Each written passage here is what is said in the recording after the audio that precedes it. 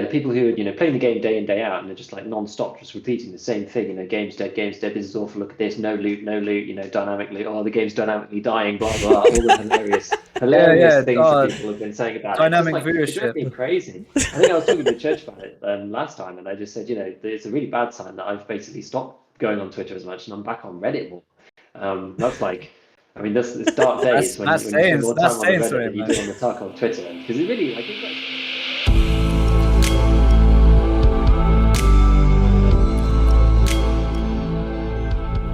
Welcome to ScavTalk, an Escape from Tarkov podcast with a continued focus on developing the game, patch note analysis, theory crafting, and general gameplay discussions. My name is Church. I'm one of your hosts. I am a video editor for a content creator named Airwing Marine. I'm GigaBeef, a Tarkov YouTuber helping everyone get better at the game. And welcome back. Today we have with us DanExert. Welcome, and thank you for joining us. Hello. It's a pleasure. Remember, it's been a long time since we had you on, when we had like a ton of people right at the beginning of kind of the formation of this podcast in the first place. So it's exciting to get you back on. How have you been? What's going on in your world of EFT right now? Yeah, good. I don't feel very well today, as you can see. I look and feel like shit. But no, it's been good. Like, there's been lots of like events going on, and it's been really nice to kind of gauge the community's reactions to all the different changes and how dynamic and fluid Tarkov has been over the last couple of months. So Tarkov's been good, and it's been good to see like people's different like takes on how the game's going and what they think to the game and the direction of the game and stuff like that. Like, it's always interesting, especially now as like an emissary, to gauge the community and the player base's feedback, because obviously being an emissary, it's like my job in a lot of ways to like take information from the player base and then present it to BSG. And there's been a lot of like surprising bits of feedback and stuff that I never really expected. So yeah, it's been good. It's been an eye opener, and it's been a challenge, content wise, because as we all know, not much has changed this wipe, and there wasn't a lot of things that have been added. So it's been like, for me, it's been a really good exercise to try and practice, making the content myself rather than relying on what the game's providing, and just sort of, keep people entertained and teach people the way that I like to play the game and stuff like that. So yeah, it's been good. Cool. Yeah. I mean, last time we had you on, you were just a Sherpa, and now you've upgraded to an Emissary. And I think I've heard you mention that it was sort of like, kind of like always, like unofficially you were an Emissary, and it was just sort of like, yeah, we just need to get it official. Like, it was sort of like written on paper, but it wasn't public.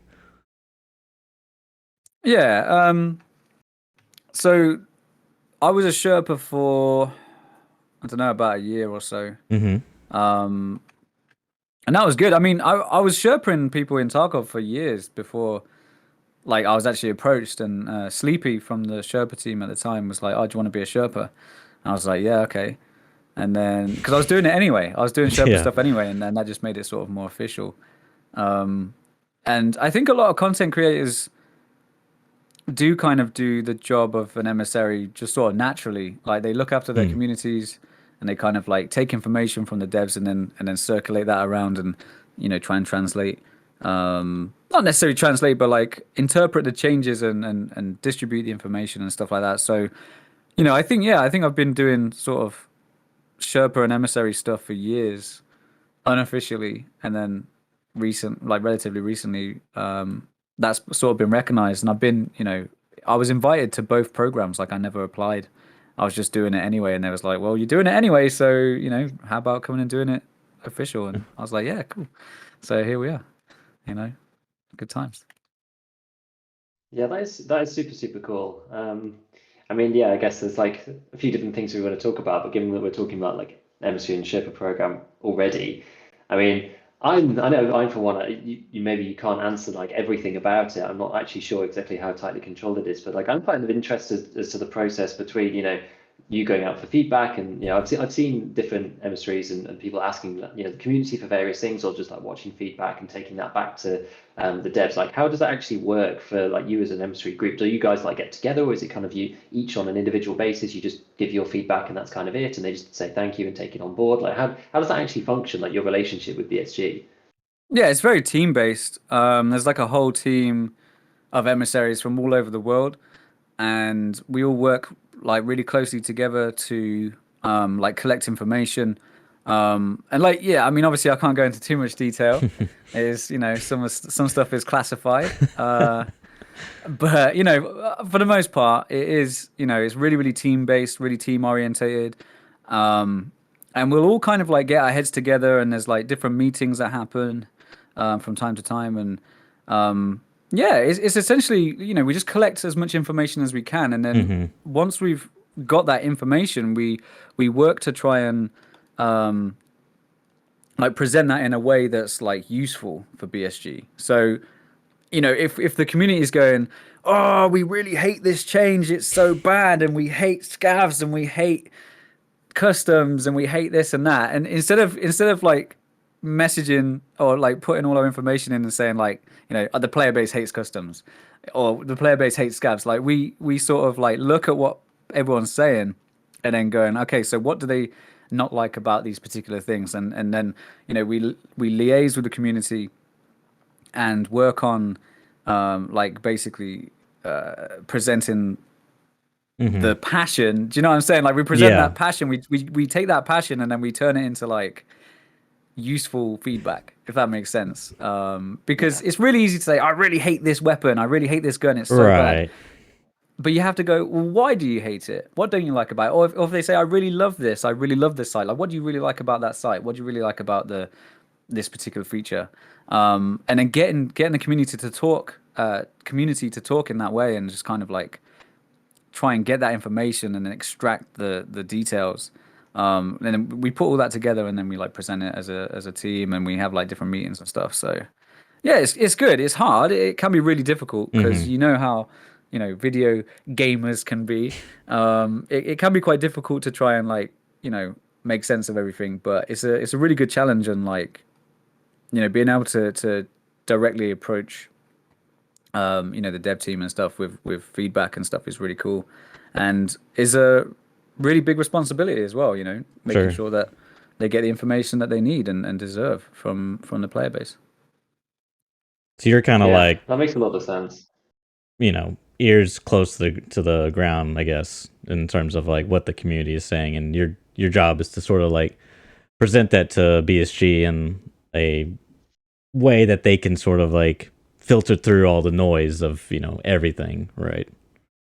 Yeah, precisely. Okay, that's cool. Yeah, I mean, because I think Nikita is like, for you, he's spoken in the past about him filtering through stuff himself on Reddit and stuff, and he's like, even if people are complaining, usually there's a root cause somewhere that causes people to give these things, and you're kind of helping with that filtering process, I suppose. It just like out of interest, because I actually, I know like I see different emissaries and kind of I guess people who are even more BSG affiliated, like people who work there, staff and that kind of thing. You see them like pop up on Twitter, and like you kind of know a few of them, but I'm not actually sure exactly what the scale of the team is, because I guess you have emissaries for each region. Like, do you actually know how many there are? Like, how many of you are there? Like 40, like 50? That would kind of be my impression. I don't know. I don't know the exact number. I'll be completely honest with you, but like, there's at least a couple of us for each country. Oh, okay. So I'd probably say there's probably more than 50 of us, but probably less than 100, I guess. I don't know. It's hard to say. Yeah. I mean, just to give you an idea, the UK and Ireland has 4. Myself, Philbo, Iron Fist, and Walker. And we cover the UK and Ireland. And then you've got guys from Canada. Obviously, Geeks is Canadian emissary. You've got guys from like France, Germany. So Peak is a German emissary. So each kind of like, at least each language has got like a couple of people, to work with like translations and stuff like that. Because a lot of it is transmitting information as well, and like translating news updates and information like that to the community. So like, it's really important to have a couple of guys at least from each language to be able to like translate stuff and put it out there. But yeah, I'd say probably over 50. Probably over 50 of us. Yeah. I don't know the exact Yeah, number. because like I only really see like the the UK emissaries, I suppose, partly just because of the Twitter echo chamber or something. Just it filters me and says, oh, these are the guys you're probably interested in. So like I'm not really aware of any of the German or French emissaries, and they probably as you say, they're posting in their own language and stuff. So they just don't really appear on my feed unless someone's specifically like a large content creator in their own right. Then I guess sometimes you just don't necessarily see that if you're not in that region. So that's why I was just intrigued. But like in terms, so this is actually probably a more interesting question in some ways, though. Across the spectrum of emissaries, do you think that there's like a broad representation, like sort of like the average emissary? What do you think that do you think they're similar to yourself in terms of like the way that you see the game, or do you feel that there is actually like a broader spectrum of play styles and that represented within the emissary space? Or because I can almost feel that people who are that involved in the game and players like yourself who play in a certain way and what I would deem really to be kind of the battle state way, the way that Nikita wants the game to be. I guess like to put it more bluntly, like how many like Shift W type Chad players actually are there within the emissary group? Is that group represented, and like is that actually important? I'm not sure, but I think maybe it would be kind of interesting because that's normally where you see kind of the divides in the community, especially at the moment. Yeah, no, I completely understand where you're coming from. There's a whole range of players. Like the emissary team is full of people from all over the world, as you could imagine, with all different backgrounds in different FPS games and different like play styles and stuff like that. Again, without seeing everybody play and like without really approaching them with this question, it might be quite difficult to answer. But I would say that I would say that pretty much every sort of like play style, if you like, is represented amongst the emissaries. Like there's no, how do I like explain this? There's no like vibe of like, oh, Shift W players are the worst, like we don't like them, or we really hate people that do this. Like there's none of that. There's no like divide within the emissaries. Like everyone kind of just gets on with their own way that they like to play the game, and the whole thing about being an emissary is understanding that the game is bigger than you. Like the game will exist, forever, if you like. Like the game's always going to exist, and like the game, we're not trying to tailor the game for how we like to play. Like when I give feedback, I'm not saying, the feedback that I give, it's not like, oh, I think that people should not be able to run so fast because I don't like. It's not like that at all. Do you know what I mean? It's it's very objective isn't the right word, because it's the community's opinions, and everyone that we speak to, is their opinions that they're giving us. So it's not objective. It's like impartial. So regardless of how we like to play the game, we always do our best to make sure that what people are saying is represented. Does that make sense? So do you know what I'm saying? It's impartial. It's more, this is what the community is saying, from my sample size, the people that I've spoken to, about this particular issue. Like this sort of percentage is saying this, that sort of percentage is saying that. It's not really influenced by us as Tarkov players, if that makes sense. So there's no like bias there. I know what you're. I know where the question's going. Like I understand what you mean. And but no, there's no like bias that I've seen at all. The only real thing, if there was to be a bias, the only real thing is like, we all obviously hate cheaters. Like that's the only thing that we're all kind of like unified about. Like we all don't like cheaters, and we don't like people that do that, because it ruins the game. So that's really the only thing that we're kind of biased about in that sense. But I think 99.9% of the player base is anyway. So Exactly. Yeah. Exactly. Yeah, I So, that kind of brings me to the next topic I want to talk about, and I've always sort of like felt that you, Dan, have always sort of taken that impartial stance when it comes to um, discussing various topics, and I can really respect that and appreciate it, because it is very like I myself am struggling with this a lot. It's just like I have my own. I've realized that I have my own taste, and that's fine. Um, and I'm whatever I can voice them, but ultimately it's up to BSG, and I I don't want to stand in the way of them, creating something new and something that's like, not following the trend and such, because no really like breakout game ever followed a trend. It did something new to really stand out from the crowd.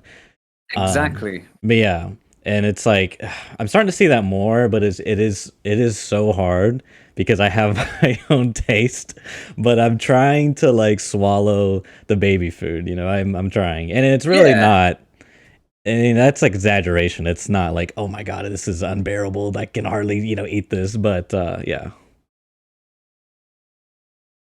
Yeah, no, I know what you're saying. With when you're in a position of like responsibility over a community, or like you head up a community, it can be quite easy to influence people Hmm. and want the game I think want the game to go in a certain way because you enjoy it that way. But you're absolutely right in what you're saying. Like we do need to remember, like you you if you want a game to stand out, like you say, from the crowd, like it needs to have its own identity. It needs Right. to be its own thing. Do you know what I'm saying? And you know, um, when you, I mean, I'm not gonna, say any names with regards to any games that are, you know, uh, coming out soon or anything like that. But there is a particular game which I genuinely feel that it's lost its identity, and what it's done is the developers have decided to maybe copy another style Hmm. of video game. And for me personally, like I'm not interested in that. Like if I wanted to play that game, I would go and play that game. Do you know what I'm Yeah. saying? Yeah. So I think it's incredibly important, especially for a game like Tarkov. And I always try and compare Tarkov to something like Dark Souls, Hmm. where it has its identity, it has its kind of like allure, if you like. Like people, when people speak about Dark Souls, they, especially players like me that are really inexperienced with that kind of like genre. I would always describe as Dark Souls and games like that as being really difficult and challenging. Like Neo, for example. I found it incredibly difficult but satisfying when you sort of learn the game. And that's what gives it its kind of identity, like it Yeah. being difficult and relatively inaccessible. Like that's what gives it its kind of identity in a lot of ways. So excuse me, one sec, guys. Yeah, you're fine. Yeah, no, I mean, there's definitely truth to that. I mean, also, Dark Souls at the time, I guess Demon Souls especially, was just like there was nothing like it, both in terms of difficulty and just like the presentation of the game. It was just so Yeah, unique. And now there's the famous line is like, "Oh, this is a Souls-like game." You know what I mean? Like every game is yeah, like taking exactly. a It's piece like of it. this. Yeah. Exactly. It's like, oh, this game is like Hmm. Dark Souls in its difficulty, and that kind of makes people go, oh, I Right. like Dark Souls. Like I like that kind of game. I like that difficulty. I like that challenge. And they go, yeah, I'll try that out. I'll give that game a go. And it's like, with this unnamed game that I'm not gonna say about, like it's like another, like for me it feels like a different game which I don't particularly enjoy, and I won't be Hmm. going and playing that game as much as I was hoping to. Do you know what I'm saying? And it's the identity, and it's what the game is like trying to be about, and my main thing is like I don't want Tarkov to lose its identity. I don't want Tarkov to lose the thing that makes it great is the fact that there is nothing like it. There's Right. nothing, there's no game has come close. And I'm speaking from my own personal experience. But no game has come close for me. Like Tarkov has ruined all FPS games. Like I play another FPS game and I'm just like, I wish I was playing Tarkov. Because it just doesn't feel the same. Like Tarkov has its own thing, and that's really important in my opinion, to preserve that and nurture it, and not let it become just another clone Right. sort of thing.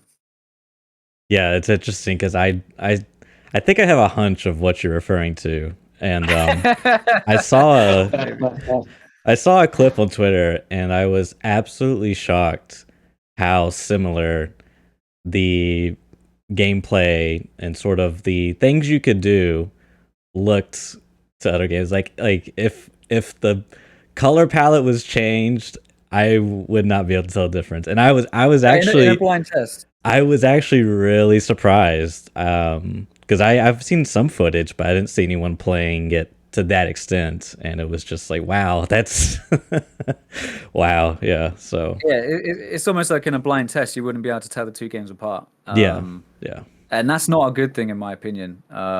It's great for the companies making the games and stuff, because they're going to be raking in a load of money.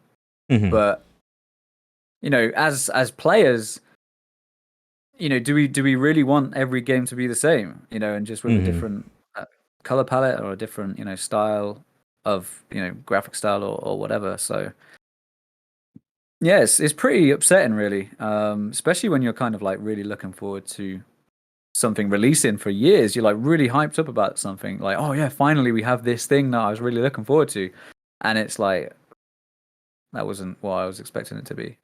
And yeah, that is upsetting, man. But I guess that's the way a lot of these bigger games are going nowadays, and that's just something I really don't want to happen to Tarkov. Yeah. Yeah. It's funny. I just watched a video essay on I guess it's like gamifying life in a way, but it was sort of like talking about how like these companies, like he used Microsoft as an example, and I guess the CEO at the time or someone in charge was just like sort of mocking iPhones or Apple's iPhone, and then in a later interview he was like, yeah, that was such a big mistake, we didn't really like pursue that market, and now Samsung and iPhone have sort of like overtaken us. And it's this idea of like when you're there's like two types of games. There's like a finite game, like an infinite game. And the finite game is just like and I guess in like business, the finite game really doesn't exist. Like you can't just be static with the status quo, if that makes sense. You're constantly trying to sort of like innovate and refine and make something better, because you never just win. Otherwise you become like Blockbuster. Like Blockbuster had an opportunity to buy Netflix at the time, and gosh, I bet they wish they did that. Yeah, kicking themselves. Yeah. Well, for years, yeah. And so it's like, if we apply it to like the games, maybe that game you're referring to is trying to really do that finite thing. Like, yes, this is the thing that works. This is what the people want. And then maybe Tarkov is doing a little bit more of the infinite thing, where it's like, this is something new. We're sort of advancing the art form and the technology and the medium, really. So It's that kind of the thing of like the sure thing versus just trying something out, and that's what EFT's always been about. And I do actually think that's probably one of the reasons why I've seen like there's like murmurings here and there. You've got like Hazard Zone potentially coming, which is like Tarkov inspired, and then there's another RPG. I can't remember what it was called now. That it was like a sort of similar Tarkov inspired kind of thing. And I know that with I think like. Maybe I'm off base on this because I wasn't really following it that closely early on, but I think because New World was supposed to be a lot more PvP oriented and actually sort of similar in some ways, right? Originally in the original game design, it's quite hard to make a game like Tarkov to actually function, and the way that the Tarkov exists with the modding system and all that kind of stuff is very difficult to replicate. So even though I think we might see more Tarkov inspired games in the future, like you're saying about the it's like a Souls type game, I don't know actually how many we're going to get to. I think maybe eventually we might get one or two, but they're just like, it's just really difficult games to make. And you can see from the studios now, they're going, fine, well, we're just going to we're just going to replicate the successes of things like Apex Legends and the other games of its type, because it's what people like. We know people like it, so we'll release it, and we know people will play it. Yeah. And we can make people spend however much on it up front, and that's fine. And we know it's going to be a success, and it's okay. And you lead studios like Battlestate to make the new stuff, the proper stuff. I don't know. I think that's something that occasionally you get something really big and really new out of the big studios, but it is tough for them, because they've got like quarterly earnings and all this kind of other stuff, right? They can't just do whatever they like. So it's kind of a difficult thing. You kind of rely on these like indie studios, which I know Battlestate is now much bigger than that, but they were very small when they started out, clearly, and so you're kind of relying on them for the innovation and to bring something that's new and different or whatever. And you have like PUBG that iterates on DayZ, and then Fortnite come from the two of them, and that exploded out of nowhere and it's free to play. And it's just like that's kind of where the disruption happens. So yeah, I mean, I always think about it like I always compare it to different art forms as well. Like, for example, you've got like big Hollywood blockbuster movies, and then you've got like cult classics that were not huge films, but were amazing in their own right. Now this brings me on to another point. I'm glad that we actually have ended up going this way, because like the way that I think of the concept of success, I know a lot of people now. I had a chat with a couple of guys about this over as you can imagine, probably over the last couple of weeks. But like the concept of success and like what makes like a product successful is kind of like largely dependent on your concept of what defines success. Do you know what I'm saying? Yeah. And a lot of people that I've spoken to or I've read the comments from, a lot of people are saying, for Tarkov to be successful, it needs to be, it needs to sell as many copies as it can, and it needs to be on, the most played game on viewed game on Twitch, and it needs to have like 1 million players concurrent at all times, and all this sort of thing. And that I don't necessarily agree with that, because when I think about success, I think about like what did I intend to do? Like, what did I set out to do in the beginning? And did I succeed in doing that? It's did I do something that's like super popular and super hugely viral or whatever? Or did I succeed in going out and doing the thing that I set out to do? And that's where I think that there's a bit of like a divide, and there's a little bit of I don't know if confusion is the right word, but a lot of people don't agree with each other on what like how to measure the success of Tarkov. Does that make sense? Like you see a lot of people on Twitter as well, like saying, "Oh, there's only so many people watching the game right now, and that means that the game's not doing very well." And it's like, well, that's not the case. Do you know what I mean? Like I come from a time where there was about 1,000 viewers total at any one time. There's like on a busy day there'd be 1,000 people watching Tarkov, and that's where I come from. That's the time where I come from, and like we never thought back then, oh, we've only got 1,000 viewers in the category. Like what? Oh, we're not doing very well. Like that wasn't what it was all about. It was it was like we were playing this game that was completely different to anything else that we'd ever played, and we was just having. We was just trying to have exciting fights and do cool stuff and beat the game and be successful in the game and stuff like that. And there was none of this, like, I don't know where it's come from. I genuinely don't know where it's come from. Like this whole concept of Tarkov has to be busy on Twitch for it to be considered to be enjoyable or doing well or I don't really understand it, to be honest. And it's something that I've been thinking about a lot over the last few weeks.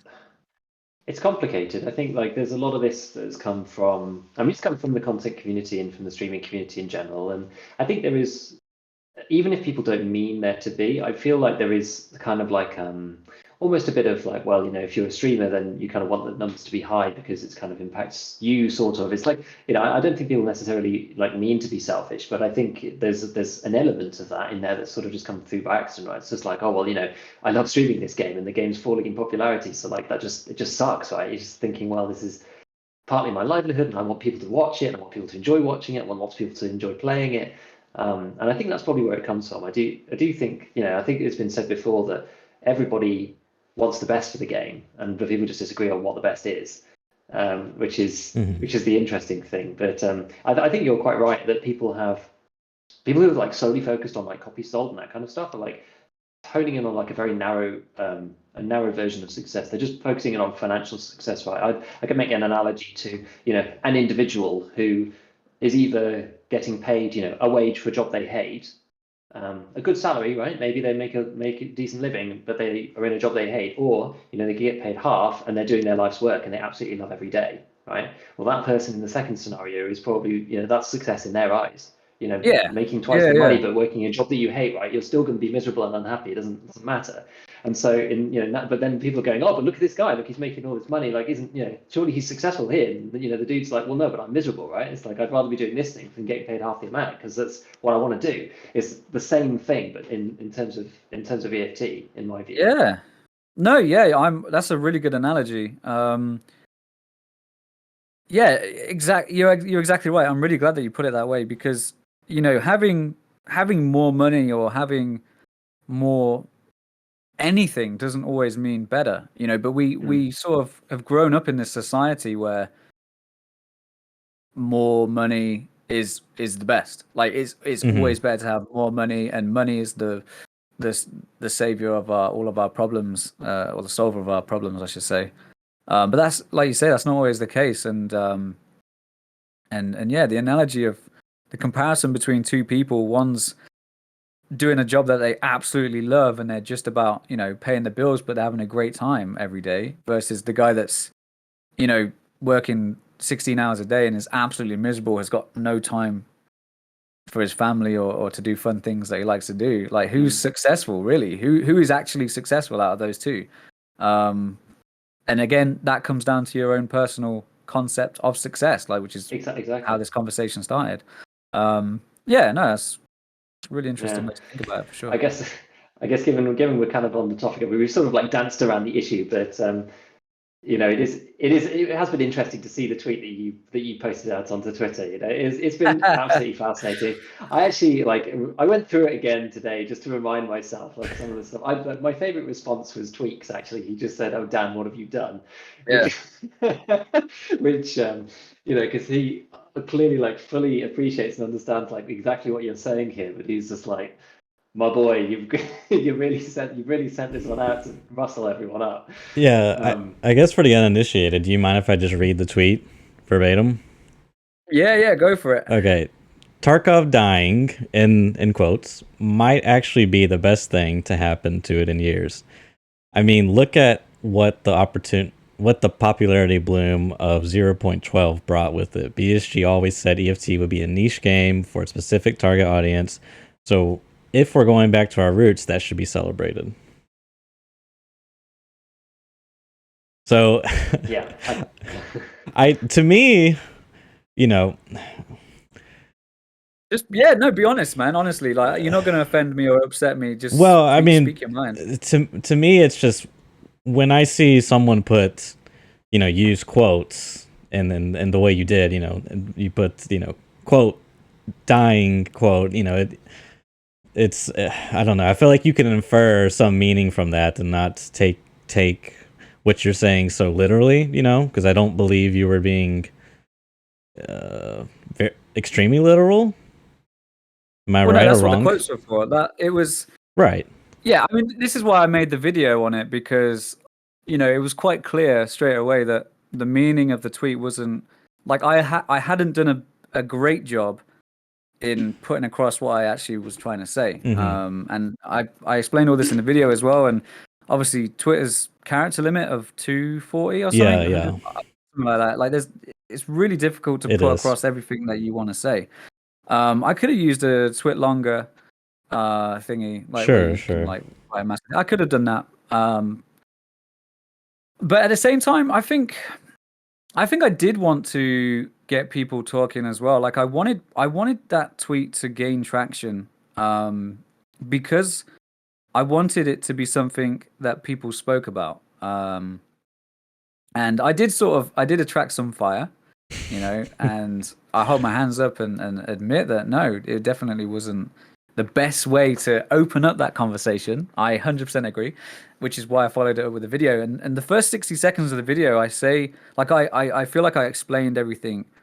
In that first 60 seconds, I essentially say that having a smaller, more focused player base that is providing feedback that's useful for the devs may be better for the game in the long run than having a much larger, noisier player base, which is much more chaotic in the sense of like, a lot of these players are coming from games that might not hold the same values as Tarkov, and I see it every single day. These things almost trying to be like shoehorned into the game, and we have seen changes over the last couple of years. For example, things like movement speed, things like the weight system. Like the weight system was implemented, and there was an uproar. Me personally, and this is a personal opinion, like me personally, I loved the weight system when it first came out because I had to make decisions. I was like, all right, am I gonna pick this weapon up, or am I gonna take this stuff, or am I gonna do this? Am I gonna do that? Am I gonna bring a teammate with me who will watch my back whilst I loot all this stuff and become heavy and that sort of thing? And like we had that for a very limited time, and there was this massive uproar, and then all of a sudden we had no weight system. Like, it was just back to normal, and then there was none of this, like, you didn't have to think anymore. You could just loot and fill your bag and go on with your day. And I think changes like that have happened over the years, like I think they have kind of frustrated me in a way, because I'm watching BSG and I'm playing their game, and I'm watching the devs, and they're making these changes, and then there's this like really vocal like outcry, like, oh, this is the worst thing in the world, like this shouldn't happen, and then it gets reverted, and it's like, well, we haven't really given it a chance yet. We haven't seen where that could go, where that system could go, or mechanic could go, and rather than have this like massive, and that's the sort of spirit of the tweet, and the spirit of what I was trying to say is like, rather than have these massive outcries from a lot of players who might not necessarily understand what Tarkov is trying to be and the direction of the game, having the hardcore player base, the guys that have been there for a long time, that understand the vision of the game, having them there and communicating to BSG their feelings about the game may have been more constructive in the long run. Do you know what I'm saying? And obviously I've just spoken about that thing for like 10 minutes. You can imagine how difficult it would be to squeeze that into so many characters. Yeah, for and sure. Try and get that tweet off the ground as well, because we all know how social media works. You can say something really important and it just gets ignored. Nobody sees it because it doesn't get anyone's attention. It could be really, really important. You could post the cure to whatever disease, for example. You could post this cure, and if it's not like, if it doesn't grab people's attention, like that tweet just disappears. It just, and I know it's an extreme example, but I hope you understand what I'm trying to say. To get an idea out there and to get traction, especially as like a smaller creator that I class myself as, like I'm not this huge voice. You do need to kind of rustle some jimmies, and it was a very, very hard balance. And I sat there hovering over the tweet button for a long time. I was like, we all have been there. I needed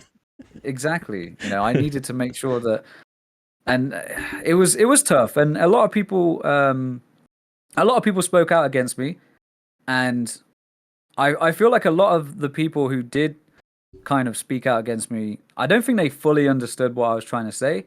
Right. That's when the video came, and then they'd already made their minds up. They were like, I'm not watching this video. I don't care what you have to say. Like you said, and the ironic thing about it is that these guys were saying these things for a long time. Tarkov is dead. Tarkov is dead. It's not worth playing anymore. And then when I say, oh well, maybe that's a good thing. Oh, you can't say that, and all this, this whole thing came up, and it was kind of, I don't know if hypocritical or ironic is the right word, but I just sort of took that and was like, well, maybe it's a good thing for the long term of the game, what you guys are saying. And it was all like, oh, you can't say that. We don't like you anymore. They probably didn't like me in the first place. That's absolutely fine. But, I was just taking what was already being said and then try and say, maybe we can make the best of this and maybe we can see the good side of this. But it was completely just twisted on its head. And I think a lot of people did understand what I was trying to say. And like for those guys, I appreciate that. But it was a really hard point to get across in such a small space of time. And once you piss people off, human nature, they tend to stop listening. So it was, I did. Yeah, I don't know. It's a complicated thing. I thought that the opening of the tweet was quite clever, to be honest with you. And that's not just because you're sat here, but I thought it was quite good because I quite like the fact that you said, like, literally everybody had been saying game's dead game, blah, blah, blah, blah. Which I actually find kind of weird. It's like, I know people can be impartial and all that stuff, but like, if you want to be streaming EFT and that's your like main game and that kind of thing, then like you can voice your opinions in a better way. You don't have to just like, I don't know, because somebody said it's like, it's fine if one person just says, the game's dying or whatever, and it just becomes, one or two people talking about it. But when there's like a critical mass of people, you actually do start to put off new players and that kind of thing. Like it becomes like this is the community vibe now because there's so many people talking about it. And so I do think that like people have to be a little careful about that, especially if they are interested in the longevity of the game and do believe in the game, broadly speaking, maybe not the current direction and stuff. So, there's better ways to voice your frustration than that, because I think it puts the community in a bad light. But I mean, otherwise, like, everybody was saying it, and so I think to bring it into the tweet, to be like, well, you guys are saying that it's dead. Well, this is what's happening, and this is the reason why. And I thought it was. I thought it was quite good, to be honest. The people taking it literally. Yeah. Like, well, Dan doesn't actually want the game to die, right? Like that's obvious. Like, Dan wants the game to die. Like, dude, I've been here since 2017. Like, I've, with the help of the community, I've built a career around Tarkov. Like, obviously, my number one job is as a content creator, as a streamer. But it's you can't deny the fact that obviously I'm so deep in Tarkov and I have put in so much work. You can look at my forum history from the last 4 years. You can look at like the materials that I've created for new players and the sheer like hundreds of new players that I've took into raids and explained to the game to. Like I've put in so much work over the last 4 years. I've literally taken 1 week off in 4 years. I've had 1 week off, and that was for Christmas last year, I think, or the year before. I can't even remember. It's been full time. Like I've fully been in the world of Tarkov for 4 years, and I've put in so much blood, sweat, and tears into the community. For people to then turn around and say and like completely misconstrue what I'm trying to say, and generally speaking, when you put something in like inverted commas, the game is dying, you're kind of quoting something, or you are talking about something figuratively, or you're using it's not a literal. If I meant if I meant the game dying was good, literally, like I don't like this game and I want it to die, I wouldn't have used the inverted commas. Do you know what I'm saying? And exactly. I think a lot of people, obviously being a small creator that I am, like a lot of people haven't heard of me and they don't know my history with the game. They don't know my history within the community because I kind of, I've been working just sort of like keeping myself to myself and working away and helping people along the way. And I do kind of, keep myself sort of under the radar a little bit. I'm not like this massive voice and personality and stuff like that. Like I just sort of get on with it and do what I can, and maybe because of that, I always thought for a while, like I wondered how would that tweet have been received if it was from perhaps somebody a bit more influential, like how would have these other creators treated those creators? Like let's say for example, not saying any names, obviously, let's say the top EFT streamer said that exact thing, like how would it have been received? Do you know what I'm saying? Would it have been received differently because it was from somebody that people didn't feel comfortable to speak out against? You know, and yeah, it is pretty. It is hard, man. Like it's tough because, you know, we all, like you say, like we all want Tarkov to be the best game that it can be. Everyone's idea of what the best game is obviously, you know, that's everyone's. It's subjective, isn't it, in a lot of ways? You know, and it was really frustrating as well. And I'm glad that you mentioned the thing about other creators kind of creating this echo chamber. And we, you know, there was certain videos that went out saying about how, you know, they don't want to play the game anymore, and there was all this stuff like, you know, I don't know if people truly understand how harmful that has been. You know, like you guys were saying, if something's said enough, it's like a self-fulfilling prophecy, isn't it? If something's said over and over and over and over and over again, it kind of becomes true if it's said enough. And I think in a lot of ways that put a lot of people off. And obviously there are, you know, there have been a lot of new games coming out lately that people are wanting to play and wanting to try, and having breaks from Tarkov and all that sort of thing. That's completely fine. That's completely healthy. And the content this wipe has been arguably fairly there hasn't been as much content, like different things changing with regards to things added to the game as there have been in previous wipes and stuff like that. But let's not forget about COVID and lockdown and how difficult it's been for BSG to like work from home and work remotely and that sort of thing as well.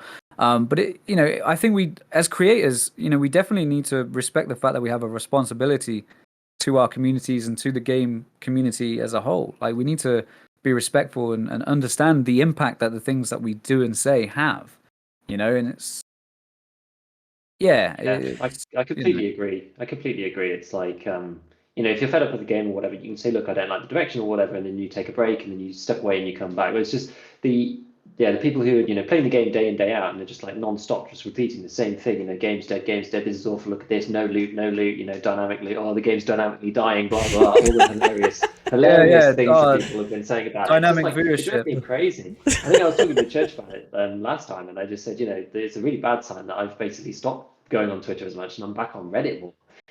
That's like, I mean, this dark days when you spend more time on Reddit than you do on the Tarkov Twitter, because it really, like, it starts just like, I just don't want to read this stuff. It's just boring. Like, just we know how you feel about it, so that's fine. Like, maybe I don't know. It's just like different types of players, right? But like this wipe for me, there's been less content, but I've enjoyed the experience of getting to 20 without the flea. It's been different. It's kind of like sort of like last wipe, but like how last wipe should have been if Bitcoin didn't go mental, you know, and a few other changes. Like, it's kind of all right. I actually don't mind playing just like a regular EFT wipe where there's nothing too crazy. It's just like, okay, here's a normal wipe. We just go through and it's like we just play the game and it's fine. And I think it's sort of I think you alluded to this earlier, which is that there's not that much content, but you just like you make the game what you want of it, and the gameplay is still great. So you know, and things that I've said before previously, it's just like, in other games, people don't worry about, you know, quests or anything like that. And like PUBG, there's no quest, and Call of Duty, there's no quest. People just play the game and they play it and it's fun and that's it and they stop, right? Whereas like Tarkov's got progression and stuff. And so people get obsessed with like extra content and all this kind of stuff. Like, if there were no quests or anything, like the game would still function just fine, right? You can still play the game and enjoy it. You know, it's people like get so obsessed with the out of raid stuff that they forget that like the in raid experience on its own is like, you know, perfectly playable. Like, it's totally fine. And if you get bored of that, there's no problem with that. Like I do get a vibe of like, well, I'm not enjoying it, so no one else is allowed to enjoy it. Like I do kind of see that vibe kind of circulating, and that is pretty frustrating. You know, if, like you say, if you're not enjoying it, then you don't have to play it. And as a content creator, like the clue's in the name, like it's your job to create content. You know, you don't like, yes, it is a lot more difficult or a lot more challenging to create content when, let's say, for example, the game's going through a stale patch, but that's like, that's the challenge. That's the job. Right. Yeah. You know, as a content creator, it is your job to create the content, and you can't rely on, you know, just what's happening in the game. Like I think it's really important to be able to like see what's happening in the game or see what's not happening in the game and go, right, you know, this is what we can do. Look at Evasion, for example. The guys over at Evasion that organize all the tournaments and the events. Like they're like, right, cool. We're 2-3 months in. Everyone's, you know, a lot of players are sort of higher level now. They can start competing in these different events and stuff. And they use that time. Like they've done such an amazing job. And this is coming from someone like, I don't really particularly agree at the moment that tournaments are the, how do I put this? How do I word this without getting in trouble again?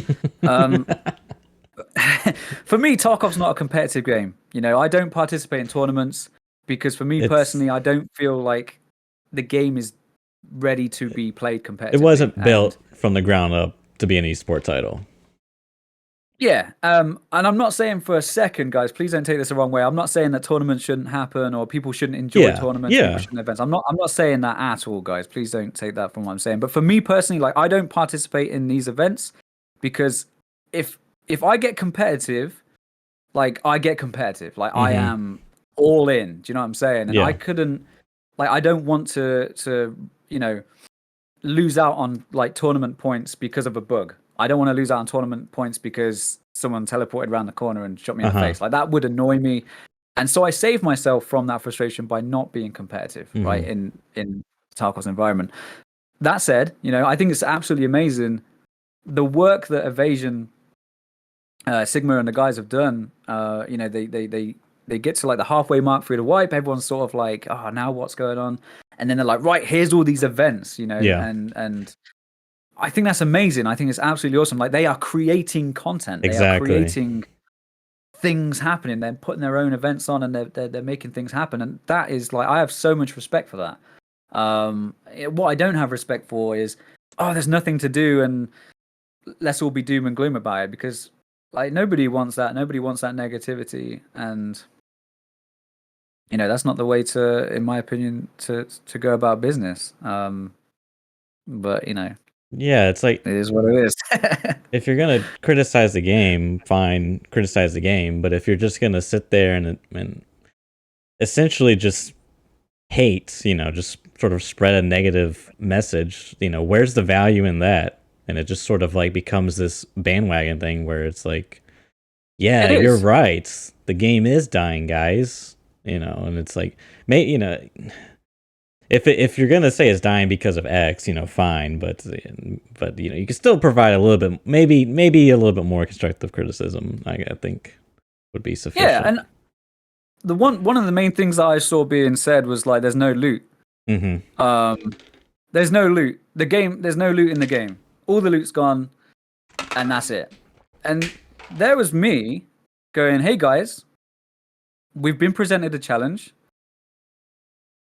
Everyone's saying that there's no loot. Let's go find the loot. And lo and behold, like we were making money. We were finding out, you know, we've designed like a little loot route that we call it on Woods now. We're like, I'd never played Woods really before this wipe. And what it's done is gone like, okay, we've taken loot away from these places. You know, BSG like go and find it elsewhere. And I basically, you know, as a creator, as a Tarkov player, you reach a fork in the road, and it's like, do I meet this challenge and try and find ways to overcome it, and try and find ways to like inform people and say, hey guys, you can do this instead. I know that it's pretty quiet over here right now, but you can do stuff here instead. You know, there's a whole game in front of us to work with. You know, it was either A, go and do that, or B, go to Twitter and complain that my favorite map didn't have the very specific GPU spawn that I wanted to rush for 6 hours a day. Do you know what I'm saying? And what that inspired me to do, I was like, hey guys, where are you finding loot? And a couple of the guys in the chat were like, oh, how about Woods? Why don't we go do some cash runs? And like we've designed this like little route that we use now when we do scav armies and stuff to, you know, we'll go and hit all the caches and we'll check all the different loot spots, and like we've managed to find some crazy loot spots that we didn't even know about before, like M4s spawning on top of rocks and M4s spawning inside like SUVs and loads of different valuable spawns that you just never would have thought about before. And it you know, it's, I guess it depends on which way you want to meet the challenge. And Tarkov is all about challenge as well. Like if you can imagine the way that the game is going now with all the different changes that we're seeing, like Tarkov is going to be more and more dynamic, if you like. Now, dynamic has been turned into a kind of dirty word. in a lot of ways. You know, dynamic viewership, dynamic loot, dynamic this, blah blah blah. But like, like the essence of dynamic is like ever changing and evolving. Yeah. And I think as Tarkov players, we need to be dynamic ourselves, and we need to be flexible, and we need to like, you know, we're going to be presented with challenges, and there's not going to be like an easy way to overcome it. We're like, you know, it's really, really tough to get through this location on my own. Maybe I should team up with somebody. Maybe someone can help me, you know, take out this particular enemy or scav boss, or, you know, clear this part of the map, or whatever. And that's what I think Tarkov is encouraging us to do. It's like problem solving simulator in a lot of ways. You know, you either solve the problem or you go and complain about it. And I guess that's the sort of divide, really, in a lot of ways. Yeah, it's strange. I mean, you alluded to this before, but I mean, Church, like pretty much this probably comes up every podcast these days, which is just like, you know, games are interesting when there are decisions to be made, right? You alluded to this with the weight system thing. You were like, oh, before there was no decision, and now I have to choose between, do I take the guy's stuff, and now I'm going to be really slow, and this kind of thing. It's just like, you know, that's where the fun and the enjoyment, well, yeah, it's more like the enjoyment and the challenge of the game comes in. It's why it's satisfying, because it's, you know, you make your decisions, and it's like you're saying, you know, it's like everyone knows where all the loot is, but now they've changed it, and now there's new places, and everyone's going out to explore and trying to find it. The community is getting together to figure out where these new places are. You know, you hear other content creators talking about it as well. You know, oh, there's a spawn for this here, there's a spawn for this there, and you know, people are finding stuff all over the place, and it's that thing of stuff changes, and then you meet the challenge, and that's what makes the game entertaining. Not just doing the same thing over and over again. You know, we talked about it a bit, even in terms of like insurance, right? Beforehand, you just insure everything, every game, no matter what, just everything. But like, is that interesting? Not really, right? It's like, is it to be like, should I insure this or that? I don't know, actually. Is this going to get taken? Maybe not. Okay, I'll insure this piece, or like, you know, and there's still some tweaks to be made because some of the stuff's way too expensive. But that's kind of what the testing's about, right? There's like, exactly as you said, having like a weight system where you don't have to think about it at all is less interesting than having a weight system that forces you to make different decisions. And with this loot thing, people are going to different areas of the map. You know, BSG are forcing different player pathways around the maps, that kind of thing. Because, you know, some of the maps before had very, very clear and delineated kind of stages, the routes. People would go through the same routes over and over and over and over again. But now they're kind of mixing it up a bit. Maybe people aren't going to the locked rooms. And even if at the moment, yeah, people think, well, there's no loot in the locked rooms, that sucks. And they probably do need structurally to do something about that in a clever way. But for the time being, anyway, you know, it must be interesting for VSG to see people going kind of all over the place, not going to the hotspots, going to other areas. Maybe there's not enough fighting. You know, maybe that'll be one of the outcomes. Who knows? But it's different, and it's changing stuff up, and it's interesting. It's interesting. Yeah, and I think a lot of the concept of there not being very many people playing and stuff like that is that they're not seeing people on the same routes anymore.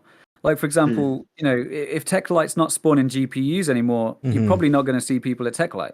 But because players have been doing the same thing for so long, right, and now it's changed, it's like, oh, there's no one at TechLight. That means that no one's playing. Or there's no, you know, there's no loot in this particular place anymore. Therefore, there's no loot anywhere.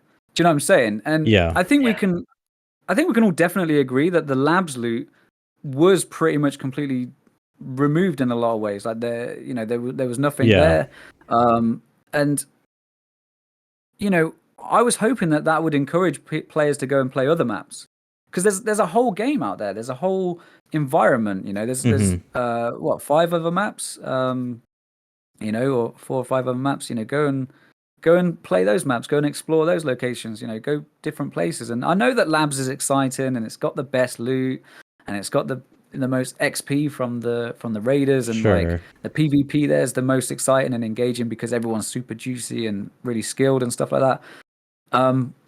But again, we need to remember, like, what is Tarkov trying to be? Is Tarkov trying to be an arena-based PvP game, or is Tarkov trying to be a first-person online hardcore realistic action RPG / simulator, etc., etc.? You know, we need to remember what the game is trying to be, and it all goes back to that original vision. And I think that with the patch 12 increase in popularity, where there was a lot of people that came to the game and they saw this, like, oh wow, this is where everyone goes to do PvP, and PvP is the most exciting thing to happen in the game, and all that sort of thing. Like, that has kind of like, when that's taken away, players are a little bit like, oh wow, what's going on? Like, this is really different. We're not really used to this. There's no PvP, and that's the only reason why I play the game, and stuff like that. Like we all need to remember that Tarkov is an RPG first and foremost. Like that is the first, that is the very first like genre described in the official description from BSG. Like they are saying, our game when it is finished will be this, and I think we always need to like refer back to that when we think about the changes in the game and the decisions that BSG are making, and it kind of helps you rationalize in a way rather than going, oh, I'm so frustrated about that change. If you think about the description of Tarkov, you go, okay, so it's actually maybe because of this, and it's going to encourage players to do that, and it's going to be this dynamic, evolving sort of world in a way. Yeah, and I think there's value in having dynamic loot, because a lot of times the loot drives players to certain locations, right? So like you were saying, your analogy, if GPUs always spawn at Tech Light, then that drives all the players to that location, which has value there. But then also it's like, then the game mode or map becomes so stale and boring. It's so predictable, right? So it's like, I see the value in having dynamic loot is that you may never know when a fight could break out, because you're constantly searching the map. Fights could happen, anywhere, in places that you've maybe never experienced before, which adds so much more replayability to the game. So I think there's kind of value in both, especially in dynamic loot. And then the other thing I want to comment on is how I sort of saw this playing out on Twitter at the time and not really realizing it, is like Twitter, there were some voices on Twitter that was saying dynamic loot's killing the game because there's no loot. And then there was other voices was like, no, you're wrong, there's plenty of loot, look at all this loot. And it was like, apparently there was something going on with labs that wasn't happening on other maps. There was sort of like, and instead of, I guess, like working together, or maybe perhaps frustration from one side, I don't know, it's the tone sort of changed from like the game is dying, instead of like sort of creating and sourcing maybe a potential bug or something, I don't know, something happened. Instead of sort of like sourcing that to BSG, it just sort of got lost in all the noise, and it really became not very valuable, I guess. Yeah, absolutely. And you're bang on the money. It is noise. It is a lot of chaos that's kind of not necessary. Like we need to look at what we've been presented and then do our best to kind of overcome that challenge. Like, oh, there's no loot in this location anymore, let's look for it elsewhere. And that's the fork in the road. You either overcome the challenge, or you go and complain about it on Reddit or Twitter. And we need to remember as well, obviously, that what we say, it does have an impact on the community, because a lot of these guys are it sounds a little bit cheesy, but they're like role models. People look up to a lot of the content creators and streamers and YouTubers and everything else. A lot of people like aspire to be like that person. And when they are having these kind of like, they're putting these conversations out there, and they're saying these kind of damaging things about the game, and they're sort of showing their communities and their player base like, this is how you deal with changes in the game. You just go and complain about it, rather than pull your socks up and go, right, let's see if we can get through this, and let's see if we can find a way to benefit from the changes that are happening. And I'm not going to sit here and say that I did the right thing. I'm not going to try and make it like me versus anybody else, but like, in my opinion, us as a community looking at the challenges with the loot and going and looking for it elsewhere, and then going, oh wow, there actually is stuff around Tarkov. You just got to go and look for it. It's in different places. For me personally, I think that was the more valuable way to approach the situation in the long term. Yeah. Exactly. There's like there is a part of me that does actually feel sorry a bit for people who just kind of want a PvP, but they don't really they want to do it in the Tarkov because they love the gunplay, they love the the way that the sort of loot system works and that kind of thing. And that I do actually feel for that kind of player. If you're not just going to complain and say, well, oh, it's loot and loot's killing the game and blah blah blah, but you're just like, well, the game that I want to play is like it's slowly moving away from that. I do kind of feel sorry for them because they're like, well, I can't play anything else because there's nothing else that has the buzz that Tarkov does, but the game is slowly moving away from what I want. And that actually is why I'm really excited, not just for me, but for the whole community, for the arena mode. And I actually hope that they do it sooner rather than later because for me, that will basically give that kind of player an outlet for what they want and what they're looking for within the Tarkov universe that will be, connected incidentally to the main game, but separate enough from it that it won't affect players who want to play it in a different way and want to play the full game with all the looting and the bigger maps and, all of that kind of stuff, like the proper ARPG style. Because I actually think those two things could work really, really well. If that does actually get released and it is good and they've got high performance servers with smaller maps and there's, it's much more aggressive in terms of PvP, you're going to get into a fight straight away. So kind of a little bit like old Factory, right? But like the game, Yeah. with leaderboards and stuff. And I think like having both could actually end up working super, super well for the game, honestly. I'm quite looking forward to it from the community perspective, actually, rather than just for myself, because I'm definitely not the best PvPer out there. But, I'd be definitely down to try it. But I think some people like that who are sad the game's slowly slipping away from them for what they actually want to play. I think that might revitalize it for them. I hope it does anyway, because I do feel sorry for those people who feel like they've had their outlet for what they want to do, like removed a bit. I do feel for them a bit. Yeah, I definitely empathize as well. Like I'm not going to sit here and say, I've never said, I've never said like if you like PvP, then you're playing the wrong game. I've never said that. I enjoy a good fight as much as the next guy. Like it's exciting and putting yourself up against other players and seeing who comes out on top, seeing who succeeds. And the risks involved, obviously you're risking your gear, you're risking having to go back to the lobby and re-gear and that like if I die, I have to do all this again. I have to load into a new raid and it's going to cost me. Like I love that stuff, man. It's so exciting and it keeps me coming back to the game and I'm always like mindful of other players in the game and going, oh, should we engage this guy or should we leave him alone and survive and go, it is exciting. Of course it is. And yeah, I think arena mode is going to be, I think arena will be really, really good. Really, really good. Because it will give players, like it will, I think some people think it's going to like divide the player base, like split the player base.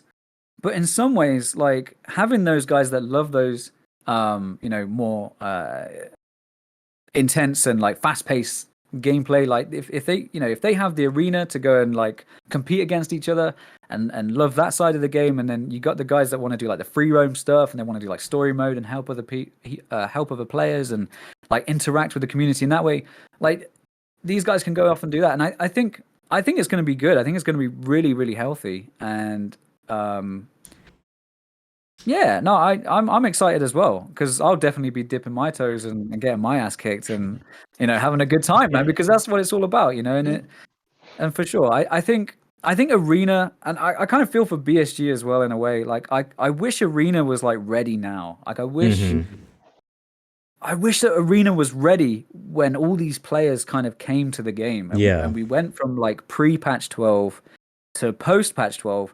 I wish arena was there from the get-go, because then it would give these players an outlet. It would give these players that want those fights to, they can go and experience that and they can go and enjoy that and entertain their communities in the way that they want to entertain their communities. Sadly, Tarkov is a game in development. Like you load up the game, there's a big orange banner. This game is in development. Like things will change, and it's really important for us as players and as community members and as like personalities within the Tarkov community. It is really important for us to remember that and just kind of like be a bit more responsible in the way that we like, present our ideas and present our feedback. And that, again, going back to what we were saying about being an emissary, like that's what that's all about. It's just taking people's feedback and turning it into useful, actionable information. It is tough, and there's definitely passion in the Tarkov community, which is amazing. There is definitely passion, and people want the game to be the best it can be, and I think I think at the end of the day, we'll all be united. Once Arena comes out, and I think we will all be united in the end. But it is. I mean, we're all gamers at the end of the day. We're all, on the internet.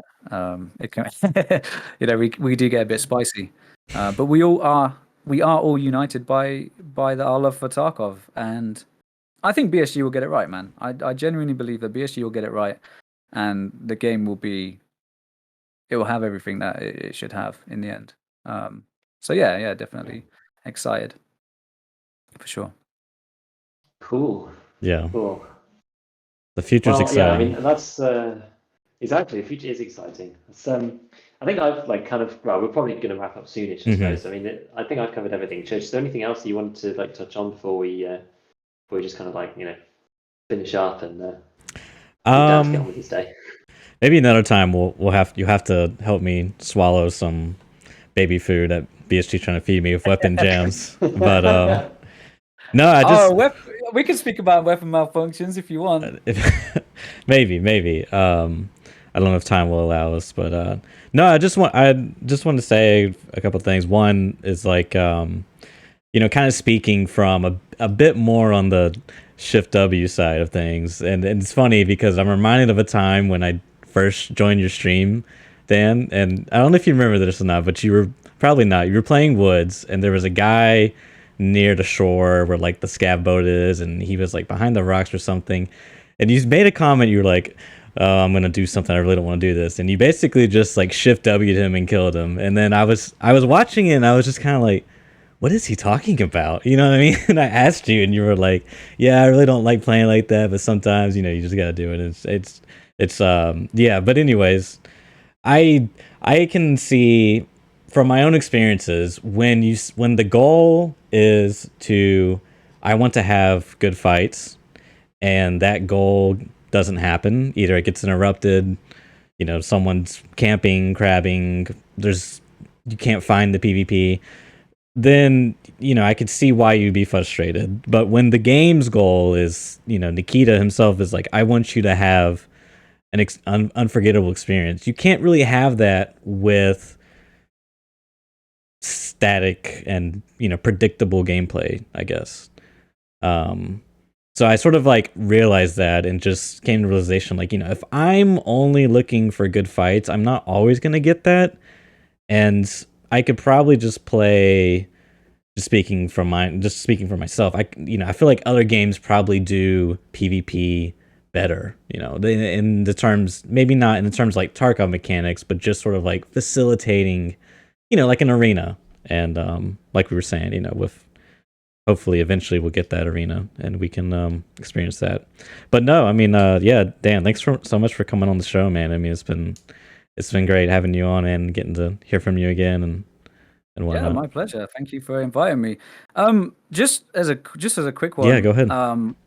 I really like what you're saying about, you said about people crabbing or being sneaky or camping or whatever, yeah, and stuff like that. I think as players, and I've been through this myself, and it is really easy to project our own frustrations onto somebody else. Mm-hmm. Say for example, you see it all the time, oh, I got ratted by this guy on interchange. I just killed 12 guys and killer, and I was sprinting to the extract and I got and it's well, you're sort of projecting the fact that you got killed by this guy and saying that this guy's in the wrong for killing you, right? Because he wasn't playing in the way that you wanted him to play. I'm not saying that's you. I'm not saying you're doing that. No, I know. Yeah. General vibe.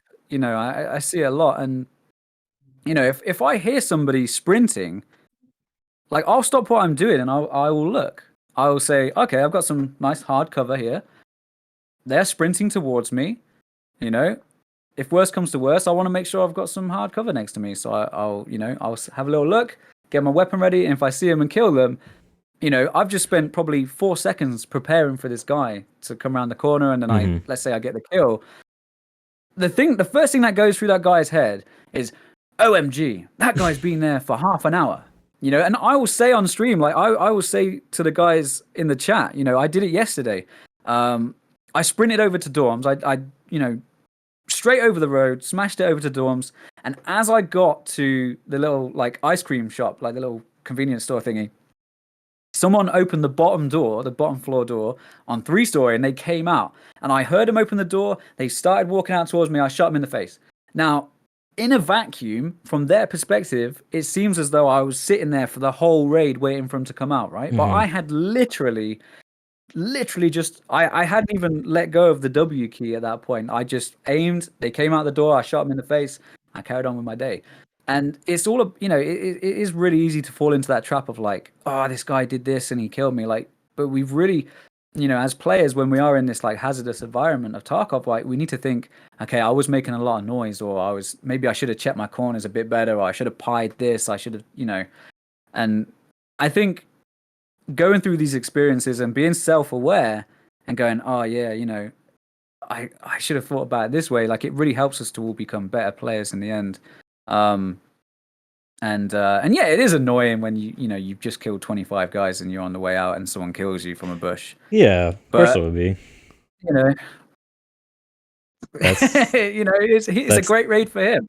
Yeah, you know, it's a great raid for him because he you know he used his tactics to take you out, and yeah, it is annoying, man. It is annoying, but there's always the next raid. You know, it's tough, but shit happens.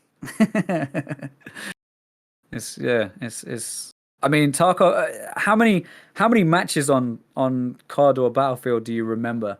Do you know what I'm saying? Like, how many matches do you actually remember? Yeah. And then how many raids do you remember? Like, I could play a week of COD and not remember anything that happens. But like in Tarkov, there's like things happening all the time, and it's, you know, it affects you in that way. Yeah, it's like a trashy show on TV versus, you know, a literary classic. You know what I mean? Like, exactly. The world. Exactly. You could watch like a series that's like, you know, mediocre, and someone can ask you like, "Oh, what happened in the series?" And you're like, "I don't know." Mm-hmm. And then you could watch something else or like experience something else and be able to like recite it word for word because it's like stuck in your mind and really affected you and that sort of thing. So, you know, I think what Tarkov does really well is you know, everything is important. Every raid counts. And you know, we shouldn't throw away that you know, that vibe from the game, you know, in my opinion. Yeah, some of my most memorable raids did not go the route of me killing 12 guys and extractive killing. You know, something very unfortunate happened to me. Like, maybe I threw that grenade and it didn't land where I thought it landed, and I pushed my own grenade and died. You know, that was a great raid, but at the time it was very frustrating. You know, exactly, and you can look back at that and laugh and share that as a story with your friends and your guys, and you know, you know, that's the difference, man. Who cares what happens in other games? Like in Tarkov, when we have memorable experiences, like it sticks with us, and I think that's, you know, I think that's a testament to how the game affects us as players, for sure. Yeah. Yeah, I think the important thing that you said like a couple of minutes ago in your description was about playing the game with an open mind, and I talk about this a lot on my channel anyway, about, you know, playing deliberately. You know, you finish the raid and you think about what happened. If something went wrong, you have to think about what happened and try to, you know, work on that for next time. And it's about, you know, self-improvement and all sorts of other stuff, right? It's why I like to say to people, you know, record your games, like watch what happened.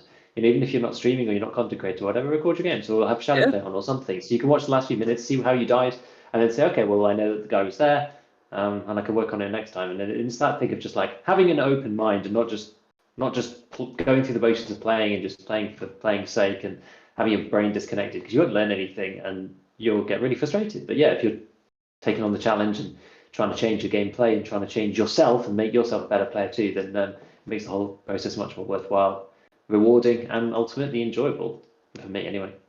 Absolutely. I mean, as players, we do need to stay fluid, dynamic, and flexible, because, you know, we need to change for Tarkov, because Tarkov ain't going to change for us. Like, it doesn't matter who you are. Mm-hmm. Well, I mean, for some people, changes have been made in the past, but you know, in the grand scheme of things, for all of us, you know, you know, sort of ordinary Tarkov players, you know, the game's not going to change for us, and we need to adapt to the game. Do you know what I'm saying? And I think keeping an open mind and yeah, recording your gameplay and see where you can go better, you know, do better is definitely the way forward. Cool. where can people find you, Dan? Where can people find you, our listeners and viewers? Well, you can find me on Twitch, twitch.tv/DanExert. I'm live Tuesday to Saturday. I always think that I'm live Monday because we changed our schedule. But yeah, Tuesday through Saturday, 5 days a week, 10 a.m. UK time. Yeah, and that's pretty much where I am each day. So come by and look forward to saying hello. Cool, man. Dan, thanks again so much for coming on the show, man. It was an absolute pleasure. I would love to pick your brain more and help feed me that Nikita Gerber food, but maybe for another time. My pleasure. Would be my pleasure, mate. Awesome. Well, with that, we'll wrap up the show. We'll upload this on Monday for everyone to listen to, and see you guys next week. Cool. See you around. Thank you very much. Cheers.